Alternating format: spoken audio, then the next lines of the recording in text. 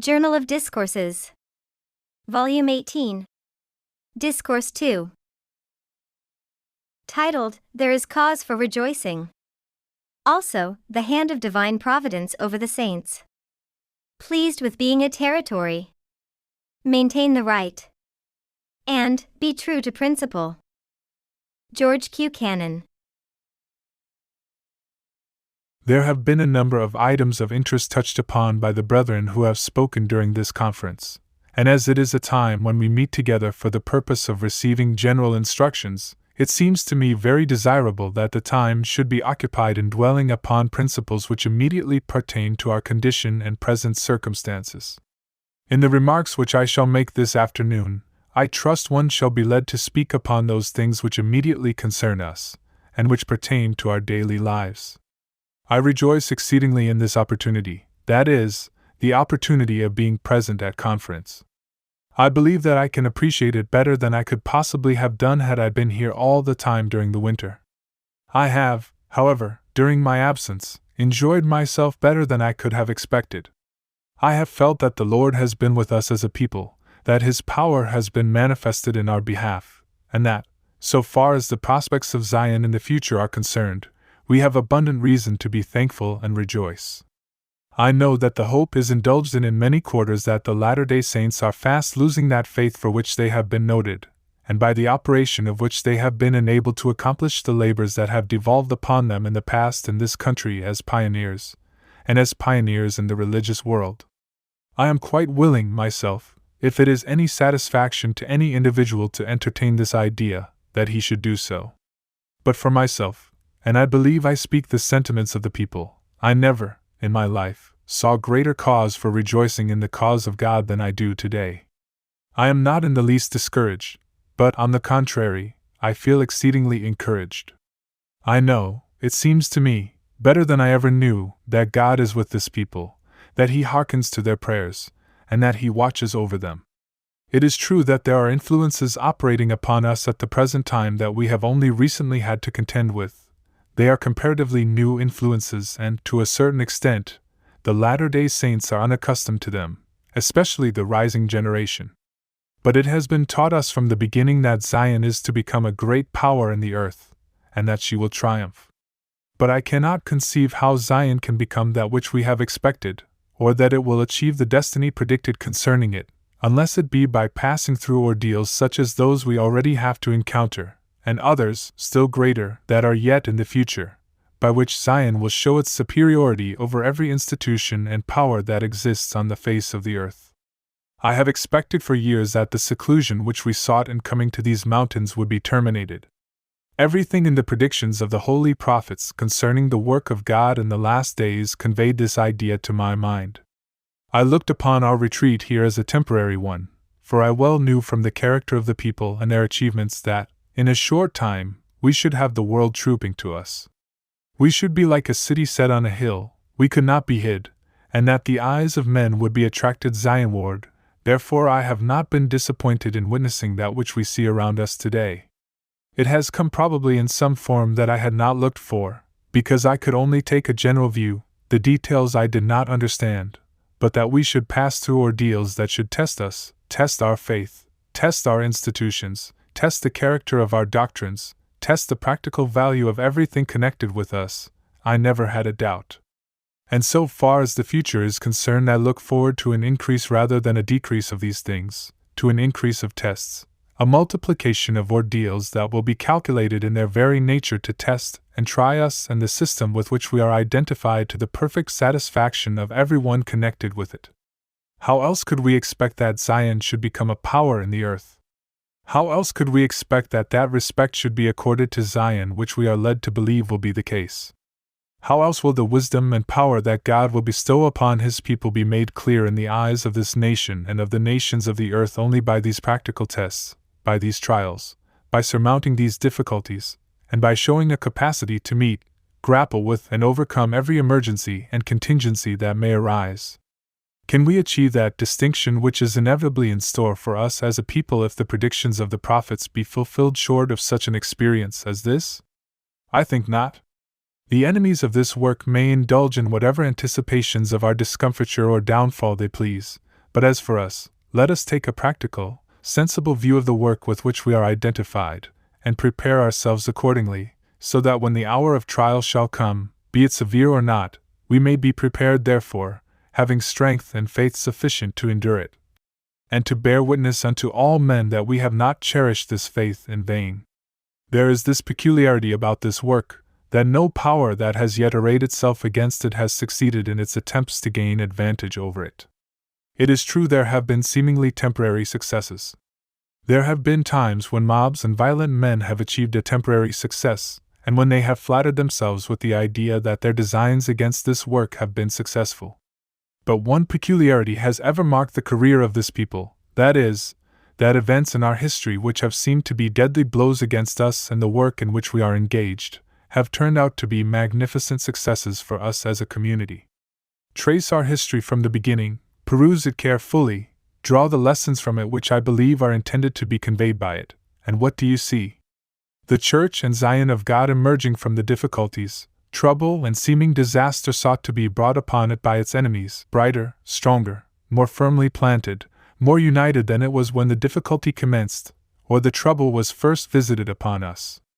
The loss of houses and lands, expulsion from homes that were dearly bought, had no such effect upon this people, produced no such thrill and such death-like sorrow in the hearts of the latter-day saints as did the martyrdom of our beloved prophet and patriarch. Had we lost our dearest friends? Had we lost everything that we valued on earth, it seems to me it would not have compared with the poignant sorrow, the deep, heartfelt anguish that prostrated this people in the depths of humility when the news of the cruel murder of their beloved leaders reached them. Yet deadly as that blow was, to all human appearance prostrating the entire people, who felt that they had lost those who stood nearest to God and nearest to them, God in His mercy, out of that great affliction brought forth a great triumph and raised up a man to take the place of the prophet, who has been in some respects like Elisha following Elijah, possessing, as Elisha desired it might be the case with him, a double portion of the Spirit that rested down on his master, Elijah. And God has led us, God has prospered us, and God gave us success that seemed to be commensurate with the depth of our anguish and sorrow, and lifted us up from the depths of humility into which we had sunk, and placed us upon the heights of gladness and joy, and caused us to rejoice as we could not have done probably under other circumstances. And so, when we were driven out of civilization so-called, when we wended our weary way through the wilderness, not knowing where we were going, it seemed as though the last blow had been struck and we had been left a prey to internal dissensions or to the violence of the savages. But God in His mercy, out of that seemingly great affliction, has brought forth great blessing and glory to us, and has honored us, has enriched us, has raised us up and endowed us with blessings that we could not have had where we lived. So that great blow aimed at us by our enemies has been overruled to be the means of great and wonderful blessings to us, and as an entire people we rejoice today in the possession of a land that God has given unto us, to which He led us, and which He designated by the finger of inspiration as the land which we should occupy, and which we this day possess despite all the machinations of the wicked and their efforts to strip us of all power herein. Until this day He has given unto us the supremacy in this land, from north to south, from east to west, and He has made it productive and fertile for our sakes. When we reflect upon our history since we came here, when we think of the many plots and schemes, of the many men who have lent themselves to these plots, who have done all in their power against and to entrap this people, when we reflect upon it all, so far as I am concerned, I am filled with amazement, and with thanksgiving to God our eternal Father for His goodness and mercy unto us as a people. I know, as well as I know that I live, that no human power could have saved us time and time again as we have been rescued. That there is no wisdom of man that was equal to the emergencies in which we have been placed. But God, in His infinite mercy and wisdom, in His kindness and watch care over us as a people, has, at the very moment when salvation was needed, stretched forth His almighty arm. He has rescued us from the grasp of the destroyer when it seemed as though destruction was inevitable, and we could not escape. The last 5 years have been as fruitful, probably, as any period in our history in events of this character. Time and time again has it seemed as though destruction was sure to come upon us, as though there were no way possible for us to escape. But God has heard our supplications and has opened the way of deliverance in a most wonderful manner, and has rescued us from the grasp of those who would destroy us. Others may not see the hand of God in these things. They may say that these things come about from and are the results of natural causes, but those who have prayed to God, whose hearts have been drawn out in supplication to Him and who have waited tremblingly for the salvation which He has promised, have seen, and they cannot but acknowledge the hand of God in these deliverances, because, as I have said, they have watched, waited, and prayed anxiously and earnestly in the name of Jesus for deliverance. And when it has come, their faith has been strengthened and their joy increased in the Holy One of Israel, because He has heard and answered their prayers. And today the Latter-day Saints are the people of all people upon the face of the earth who know that God lives, because He hears and answers their prayers. And He, it seems, is determined to have a people upon the earth who will be compelled to put their trust in Him and not in man, because man's power would utterly fail to save them, and no power but His can do it. When I look at all these things, it is a matter of surprise to me that men cannot see the hand of God in this work. Yet there are many whose hearts have been touched by the evidences of God's favor unto us, and they have been surprised and have expressed their wonder that we have been so signally delivered as we have been. Now there is a great future in store for us as a people. God has said so, and His words cannot fail in being fulfilled. There is a destiny in store for this people that few can comprehend. We have to teach the world lesson after lesson that they have entirely forgotten, or that they never knew. We have to teach them and show them by our example that there is such a thing as living faith, that there is such a thing as trusting in God, being saved by Him, that there is such a power as faith in the land, and that prayer, when offered in faith, is effectual in reaching Him. We have to show the nations of the earth that God with a small people can accomplish wonderful results. When I think of our numbers, how few we are a great people in some respects, but in numbers we are few and feeble. Yet with this few people, what is God doing in the earth? What a name He is gaining for His people, His servants. You may travel throughout the earth, in every land, among every people, and let it be known that you are a Latter-day Saint, and you will find that the fame of the people has preceded you, and you will find yourselves distinguished from everybody else. It is exceedingly wonderful that a people so small, numerically so insignificant, a people not wealthy, but it may be said poor, are so noted in the earth. Yet this is the fact, that God intends to make us still more so. He intends to give us a name, and a place among the nations of the earth that shall be distinguished above all other people. We are accused, you know, of being disloyal. This has been a story told of us, a charge repeated against us from the very beginning, because men have thought it would be most effective in destroying our influence. The idea prevails in many quarters that we are scarcely as true to the government as we should be. I have heard it stated that were it not for these troops at Camp Douglas, Utah Territory would rebel. By such nonsense as this do men who oppose us seek to deceive the world at large respecting us and our motives and feelings.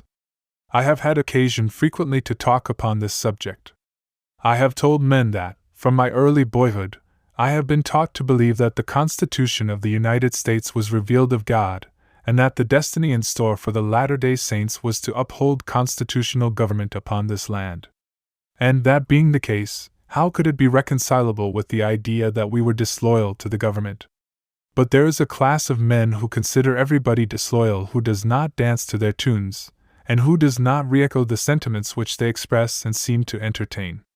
We have a class of men among us here who talk about the one-man power and the tyranny that exists in the Utah Territory, but at the same time, if an official were to come here and associate with citizens of this territory, Mormon citizens I mean, they would put him under a ban and brand him as disloyal and unfit to hold an official position under the government. And why? For years here it has been considered by certain officials as one of the best recommendations to the favor of those in power to hate and abuse the Mormon people of Utah Territory. And if a man were to dare to associate with Mormons, were to speak kindly of or to associate with them, and to treat them as he would other people, he would be ostracized and banished. So far as association with them is concerned, a non-intercourse act would be passed immediately. And these very individuals talk about the intolerance of the Mormons. We have these things to contend with, we have these lies to live down, and as far as we are concerned, let them always be lies. Let no man have it in his power to say that the Latter-day Saints are an intolerant, proscriptive, or an unjust people. Never let this be said of us with truth. But if it be said, let our enemies continue to lie about us until they are tired of it, or until the world becomes sickened with the falsehoods that are told concerning us. And for us, let us pursue the path that God has marked out, being liberal, truthful, upright, dealing fairly, honestly and tolerantly with every man, so that every class of men who come into our midst may learn that we have received a religion that admits of toleration in the broadest sense of the word. It has been a matter of considerable satisfaction to me to state that in Utah Territory our pulpits, stands, tabernacles and meeting houses have always been open to every sect and denomination to come and preach their peculiar views, creeds and doctrines, and that our people have turned out in large congregations to listen to speakers or preachers of other denominations advancing their doctrines. And that not only have congregations of adults been furnished, but the children of the Sunday schools have frequently been assembled in the new Tabernacle, Salt Lake City, that they might purposely hear and become familiar with the ideas and views entertained by other religious denominations. This stands out in marked contrast with the practice of almost every other sect, and it gives the falsehood to the stories which have been so frequently told about us. Now, respecting all these things that we are passing through, I recognize the hand of God in them all. I think that we have learned lessons of late that have been profitable to us.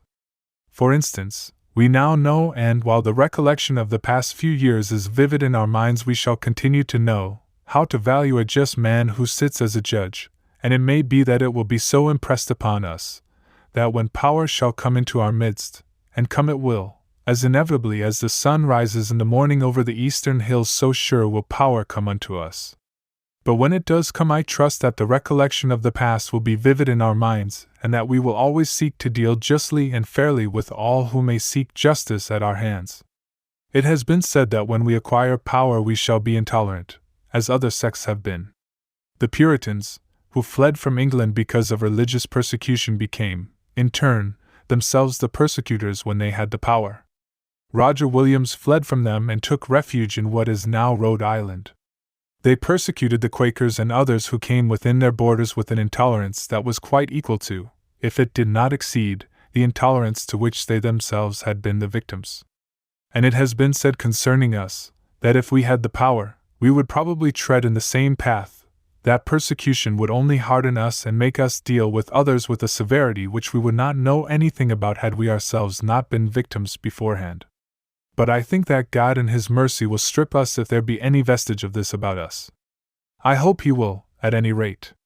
If we achieve the destiny that is in store for us, certainly to maintain that character and to retain that power, it will be necessary that we should be just, upright, forbearing and tolerant, and that we should be willing that every man in this broad land should worship God according to the dictates of his own conscience, whether his God be the workmanship of his own hands, whether it be the sun, the moon, some animal, or the God of heaven, with Jesus his Son, that we shall be willing that every man should worship God according to his own feelings upon the subject, so long as he does not interfere with us, or with others. I think we have learned this lesson in part. I think the lessons that have been impressed upon us have had an effect in this direction, at least they have had the effect to broaden us. And every lesson of this kind will have such a result as this with us as a people, and on this account I am thankful for them. I am thankful today that we are not a state. There have been times when I have wished exceedingly that we might be released from territorial vassalage and be incorporated in the Union as a sovereign state. I have desired and labored for it. But this last winter I have been exceedingly thankful that Utah was a territory and not a state. We are told to acknowledge the hand of God in all things, and I do not see why we should not acknowledge it in being kept in this condition of tutelage and vassalage as well as in anything else. But it may be asked, why do you think our condition better as a territory than as a state? When I heard of events in Louisiana, the federal troops maintaining a government there, against which I was informed, and as I believed, the mass of the people revolted, I thought to myself, better be an insignificant territory than a state if we cannot have the right of choosing our own rulers and have them act in the offices to which they are elected. Thanks to our insignificance, federal troops have not interfered with us here. But if we had been a state, with 2 votes in the Senate, a vote or 2 in the House, and electoral votes in the presidential election, there might have been a temptation to have done with Utah as with other states. But we had no vote. Our delegate in Congress had no vote. We had no senatorial representation. We had no vote at the presidential election, and this denial to us of our rights, by keeping us in a territorial condition, has thus far helped to save us. With such a feeling as there has been in this city and territory, for contesting elections, when they have been overwhelmingly on one side, 20,000 and upward against 2 or 3,000. When men will contest elections under such circumstances, and endeavor by unjust means to wrest the power out of the hands of the people and defeat the will of the majority. When they will do this, as has been done in this territory, it would not need a very strong pretext to have them to go farther, to have them appeal for federal interference, and to try and induce the government to say, "Those whom you call the minority are the majority. They have been unjustly dealt with. Affidavits have come here showing that the polls have not been managed properly, the ballots have not been deposited as they should be, and we must decide against you, Mormons, and the men whom you have elected, and put your opponents into power." I do not say that this is the case in Louisiana. I do not pretend to decide upon that question. It admits of a good deal of argument. But I have been told by members of Congress who visited there, the committee sent by Congress to investigate matters, that if the federal troops had been withdrawn from Louisiana this winter, 24 hours would not have elapsed until the McHenry government would have been put in power, and the whole difficulty would have been solved. But the presence of federal troops maintained a government that could not be maintained in and of itself. What is the use, then, of being a state government if the federal government is to interfere in this manner in state affairs?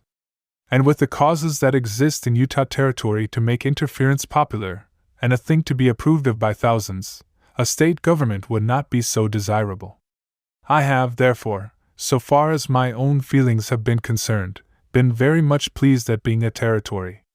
I have seen the hand of God and His wisdom in this thing, when if my wish or my will could have been gratified we should have been a state long ago. The Lord, in His mercy, will preserve us from these evils. In His overruling wisdom and providence He will deliver us until the time shall come for us to be a state if that be His will, and I doubt not that we shall be surprised at it ourselves. I have come to the conclusion, as one individual, that I shall not be anxious on this subject in the future, and shall leave it to the overruling providence of God to bring about when it shall seem good unto Him. As to some of the states in the South, they are in such a condition that we, if we were in the same, should think our lot dreadful. I have heard stories of usurpation and tyranny by officials in those states that have caused me to think that, notwithstanding all that we have had to endure in Utah Territory, our lot has been a fortunate one compared with that of others. They have drunk the cup of humiliation to its very dregs. You know, there was a time here when it seemed as though every effort was made to bring us under military rule in this territory, and when the provocations endured by the people here come to be read in history, surprise will arise in the mind of the reader, and admiration for the people who so patiently endured the wrongs that were imposed upon them, especially when it is remembered what power we hold here. Why, think of it, a few years ago a governor came to this territory immediately after a long and bloody Indian war, in which our citizens were massacred, their property stolen, their settlements robbed, and their stock driven off. And immediately after that war a governor came here who prohibited the militia, every able-bodied man in the territory, from bearing arms, a most unheard of tyrannical exercise of power. And then a secretary, while acting governor, afterwards repeated the same proclamation. And this people have borne it patiently, and never lifted their hands against these contemptible tyrants. It was doubtless hoped that we would commit some overt act to provoke trouble, so that the federal troops could be brought in and be placed under the control of these officials, who for once in their lives happened to hold position. Not only this, but on one occasion when certain citizens met together as a company, to celebrate the fact of their band having got a new set of instruments, a federal judge committed them to a military prison for violating this proclamation, as though a proclamation of the governor was law. With as great propriety might an executive claim that he has the power to restore the curfew, and say, "You must have your fires extinguished by 8 o'clock at night, or we will put you in a military prison. And you must rise in the morning at the tap of the bell, or we will treat you as criminals." If a governor's proclamation is law, and is to be respected as such, where will it end? Will it end with the imprisonment of men who act as militiamen? No. If such acts of usurpation continue, no citizen will be safe, and they will end in the overthrow of liberty and constitutional right wherever permitted. We have borne these things, and we have borne others, the recollection of which, were I to recite them to you, would make our blood boil. It is not necessary that I should do so. But in talking thus, do we talk disloyally? American citizens have the right to talk about officials who trample upon their rights in this manner. We all have the right to question the acts of men in power. It is a right given to us, and the man is not worthy of the name of freeman who will not thus criticize acts of oppression and, in a proper manner, resent them and show his abhorrence of them. It is because they are violative of the fundamental principles of our government that I thus talk about them, and in any other territory than this they would have provoked a storm of indignation that would have overwhelmed their authors. One of the lessons we have to learn is to have patience, but not to stop remonstrating, not stop talking, not stop appealing, not hold our tongues and let our children grow up with the belief that these things are right. No, proclaim against them, let it be known that they are wrong, that they are contrary to the law of the land, to the Constitution, and to the principles of our government. Let this be known, and let our children understand what is right, and all men recognize the fact that we understand our rights, whether they are denied to us or not. I expect to see the day when the Latter-day Saints will be the people to maintain constitutional government on this land. Men everywhere should know that we believe in constitutional principles, and that we expect that it will be our destiny to maintain them. That the prediction will be fulfilled that was made 44 years ago, the 7th of last March, wherein God said to Joseph Smith, "Ye hear of wars in foreign lands. But behold, I say unto you, they are nigh, even at your doors, and not many years hence ye shall hear of wars in your own lands." But the revelation goes on to say that the day will come among the wicked, that every man that will not take his sword against his neighbor must needs flee unto Zion for safety. A portion of that revelation has been fulfilled, the remainder will be. The causes are in operation to bring it about. We are not alone in the thought that the Republic is drifting steadily in that direction, that we are leaving the old constitutional landmarks, and that the time is not far distant when there will be trouble in consequence of it, when there will be civil broils and strife. And to escape them, we believe, men will be compelled to flee to the Mormons, despised as they are now. Does this seem incredible? Why, look you, today, throughout our Union, the Latter-day Saints are the most lightly taxed of any people upon the face of this continent. I do not know a community as free from debt as we are. There are 1 or 2 states I believe free from debt, but they have had to tax heavily to free themselves. But as a territory we have never been in debt, and although we have had many temptations to drift in that direction, not a bond belonging to the territory has ever been issued. Not a dollar is owing that cannot be paid. Our cities are out of debt. Our counties are out of debt, and I hope they will continue so. Our legislators, county courts, and city officers will doubtless take special pains to keep down expenses and let us be burdened as little as possible with taxation, so that we may be a happy and a free people. Let taxes accumulate, and there is a constant temptation for officers to steal your taxes. There must be men elected to take care of your taxes, and there will be hundreds of leaks by which your means will go without benefit to the community. Therefore, let us be a lightly taxed people. We are that today, and that is one evidence of the good government there is in this territory. We have peace here, and we should have little or no litigation if it were not forced upon us, and our courts, so far as litigation is concerned, would have very little to do from the Latter-day Saints.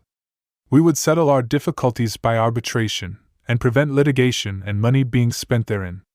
All the tendencies of this people are towards peace, and their aim is to preserve peaceful relations with each other, and with the outside world, and we have shown this all the day long.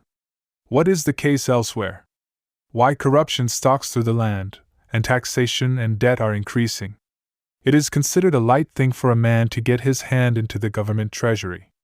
That is all right, and if so he steal the funds of a city, county, or state, they do not call it stealing, however. Oh no, that is a vulgar name. It will do for the man who robs his neighbor's hen roost, but they have more fashionable language for the acts to which I refer. Men in public life, under the present reign of extravagance, cannot meet their expenses, therefore they are exposed to temptation and are led to take advantage of their position. This is not always the case, there are many exceptions. But this is the case too frequently, and good men mourn over and regret it, and they would like to stem the tide and arrest this downward tendency. This is a lesson that we have to profit by. Our officials must be careful, and we must maintain a standard of honesty that does not exist anywhere else. It will not do for the idea to prevail that because a man has an office he has the right to enrich himself from that office. This has not been the case in this territory thus far, and we may reasonably expect it will not be. Now, my brethren and sisters, let us live for the destiny that is in store for us. Let us remember that God has a great future for this people, and that how soon it will be granted unto us depends upon ourselves. If we were prepared for it, I know that that time would soon come, and we should have opportunities given us of doing good that we do not have today. But I am told that one of the effects of this ordeal through which we are passing is that there are some young men, and possibly young women, who yield to certain temptations. Young men, who formerly would have been ashamed to be seen smoking on the streets or entering a billiard, a gambling, or a drinking saloon, are now seen in such places, and they do not scruple to use the name of God in vain, or to swear and be profane, and there are some who seem to imagine that it is an evidence of independence and smartness to indulge in these things. And it may be that they go a little further and are guilty of other acts of greater turpitude than these. No man loses credit by being true to his principles. If he is a Latter-day Saint, let him act out his principles wherever he goes. If he does not believe in drinking intoxicating drinks, let him refrain from doing so everywhere. If he does not smoke, refrain from smoking. If he does not swear, which no man ought to do, let him refrain from it, no matter where he is, and let him be true to the principles of his religion always and under all circumstances, and he will gain influence that he would not have otherwise. Let us as a people take a course of this kind. But there is this tendency. Oh, we must be like somebody else. You can see that tendency at the present time in many things besides men's conduct. There are men here who would change our city and make it like places they know. They would cut down our streets until they would not be 50 feet wide, and cut down our city blocks until they were like other city blocks, and would narrow our sidewalks, cut down our shade trees, and completely change the character of everything there is about us. They would rob the city of every distinctive feature, and fill the city with nest holes of vice. You can see this tendency here to imitate, and do as somebody else does, instead of ourselves being the standard. Instead of recollecting that God has chosen us and placed His name upon us, that He has called us to be His saints, and that it is our duty to maintain our principles, and carry them out in our lives, doing that which is right, regardless of whether it may suit other people or not. It is our duty to have some mind of our own, and if we have a good thing not to be willing to part with it because other people make sport of it. I like our city, our sidewalks, and the width of our streets. Others may not, but that is the pattern and plan upon which the city was laid out. I would like to see everything connected with our city, and I speak of this because it is a case in point, and I merely speak of it to illustrate everything else. I would like to see us carry out that which is right ourselves. If we have ideas of our own, cling to them, and not abandon them, because they do not happen to be popular. And so with our practices. A man who does not smoke is not any worse for it. He is no less a gentleman when he goes into company because of that. He is no less a gentleman because he does not drink, or because he does not swear, because he does not go into a gambling house or a house of ill fame. And how can a man who calls himself a Latter-day Saint think that he is any more of a gentleman, or any better a man because he can do these things when he, in and of himself, knows they are wrong? God has taught us that it is not good for us to do these things. He has given us counsel, He has given us a word of wisdom, and a man who thus disregards the word of God and His counsel does not show very great respect to Him, and I do not imagine that God is going to show very great respect to him. Let us be true to our principles. Men admire sincerity, truth, and uprightness, and they admire a Latter-day Saint who abides by his principles much more than they admire one who is not true to that which he professes. And you will never lose anything by telling who you are and what you are in a respectful manner, and maintaining that which is right. Of course, we need not be bigoted or offensive, or run to any extremes. May God bless you, my brethren and sisters, fill you with the Holy Spirit, and with desires to teach your children the ways of righteousness, and enable you to bring up a generation that is healthy, pure, virtuous, and full of integrity in this land which God has given unto us. That He may thus bless and preserve us is my prayer in the name of Jesus. Amen. This was a talk by Elder George Q. Cannon, delivered at the 45th Annual Conference of the Church of Jesus Christ of Latter-day Saints, in the New Tabernacle, Salt Lake City, Thursday afternoon, April 8, 1875. We sincerely hope you'll consider sharing. Take care.